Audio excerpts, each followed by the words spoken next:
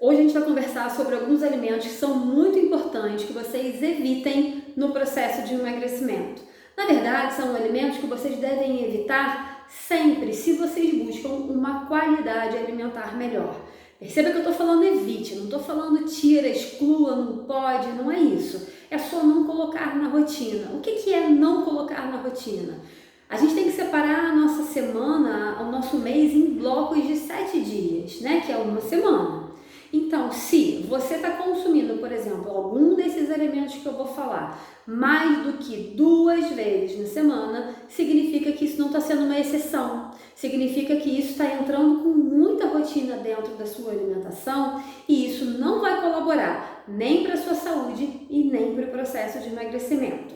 Então, vamos lá. Primeiro alimento que eu quero que vocês evitem é o açúcar, gente. Não tem jeito. Poxa, Débora, mas eu gosto tanto de um doce. Eu também gosto de doce. Na verdade, eu já gostei muito mais de doce. Quando eu era adolescente, eu, mamava lata de leite condensado, acredita? Eu comia depois do almoço, como sobremesa, um pacote de biscoito recheado. Só que o que aconteceu? Eu fui percebendo que aquilo ali não estava fazendo bem para o meu corpo. Eu fui percebendo que eu não estava dentro de uma imagem corporal que eu me sentia confortável e eu fui mudando isso. Quando eu entrei para a faculdade de Educação Física, depois para a faculdade de Nutrição, aí sim, isso mudou totalmente. Então, se eu consigo mudar, vocês também conseguem. O consumo frequente de açúcar, ele é um hábito.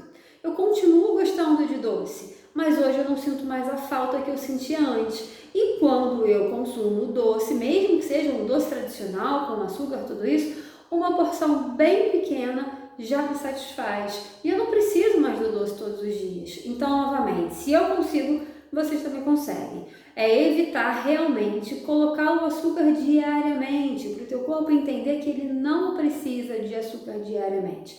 Mas a sua mente tem que entender que você pode comer o açúcar, só não vai comer diariamente porque você quer estar dentro de um peso adequado e porque você quer ser mais saudável. A partir do momento que você coloca eu não posso, a sua mente ela logo te joga para aquilo que você não pode.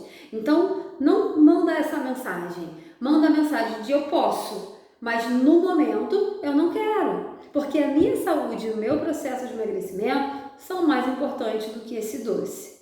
Boas substituições, por exemplo, eu sempre gosto muito de falar do chocolate 70% cacau, 80% cacau, quanto mais cacau melhor, porque às vezes você come um quadradinho, 2 quadradinhos, até 25 gramas de chocolate, já mata bastante a vontade do doce, tá? Mas desse tipo de chocolate, e você não precisa ficar consumindo diariamente. Não é muito legal substituir o açúcar a todo momento pelo adoçante. De vez em quando pode? Claro que pode. Ontem mesmo vocês viram, eu fiz um bolo que ficou maravilhoso e eu usei o eritritol, que é uma forma de adoçante.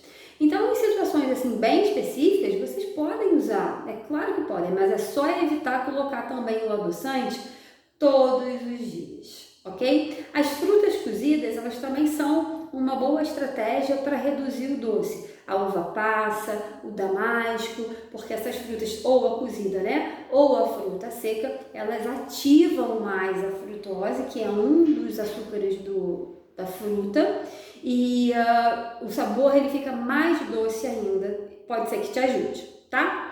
Um outro alimento que é muito importante vocês evitarem é o trigo refinado. Na verdade, qualquer forma de trigo, se você puder substituir numa receita, mesmo que seja farinha de trigo integral, por exemplo, uma farinha de arroz integral, uma farinha de aveia, existem diversas farinhas no mercado, a farinha de maracujá, como eu usei no bolo ontem, existe também a farinha de castanhas, enfim, dependendo da preparação, é claro, porque cada farinha vai combinar mais com determinada preparação. Se você puder tirar o trigo, é melhor.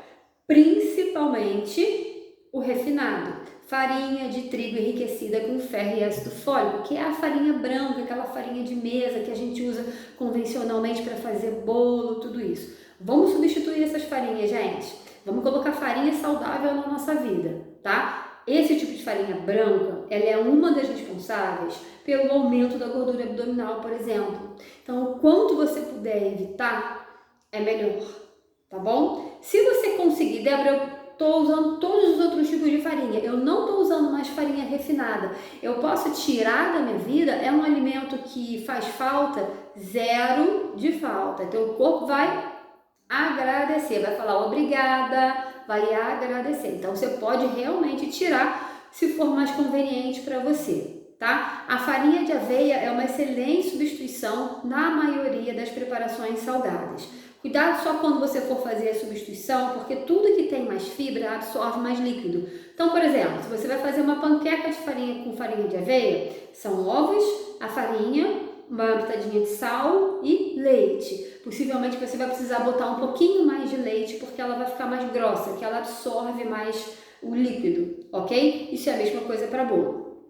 Um outro alimento que é muito importante que vocês evitem, tanto por emagrecimento quanto para a saúde principalmente, são os óleos vegetais, gente. Não tem para onde correr, tá? Indicação: azeite, óleo de coco e banha de porco. Nossa, Débora, sério? Mas eu uso óleo de girassol, eu uso óleo de canola. Não, gente. Azeite, óleo de coco ou banha de porco. Numa ordem de classificação é exatamente essa: azeite, óleo de coco, banha de porco. Melhor é sempre, sempre o azeite, ok? É claro que não é para você falar assim: ah, a Débora falou que eu posso usar banha de porco, então eu vou botar um montão de banha de porco na panela e eu vou fazer um refogado ali e vou fazer uma fritura ali. Não, gente, é para untar a panela. Nenhuma fonte de gordura precisa entrar em excesso dentro da nossa rotina, porque a gordura, ela é calórica também, e quando aquecida, ela não fica mais tão legal assim. O azeite, ele já pode ser utilizado aquecido, diferente do que a gente achava anteriormente. Mas o azeite também tem caloria. Então, se você quer emagrecer, ele não pode entrar em grande quantidade. E nenhuma gordura deve passar por aquele processo de ficar esturricado, sabe? De aquecer muito. Isso não é legal, tá, gente? Então, digamos, eu vou fazer um filé de frango, vou fazer um bife. Como que eu vou fazer? Vou pegar um pincelzinho culinário, vou botar aqui um fiozinho de azeite na frigideira, vou espalhar com o meu pincelzinho culinário e é ali que eu vou fazer o meu alimento. Vou fazer um arroz, vou botar um fiozinho na panela, vou refogar ali o alho, a cebola, tudo que eu gosto de refogar.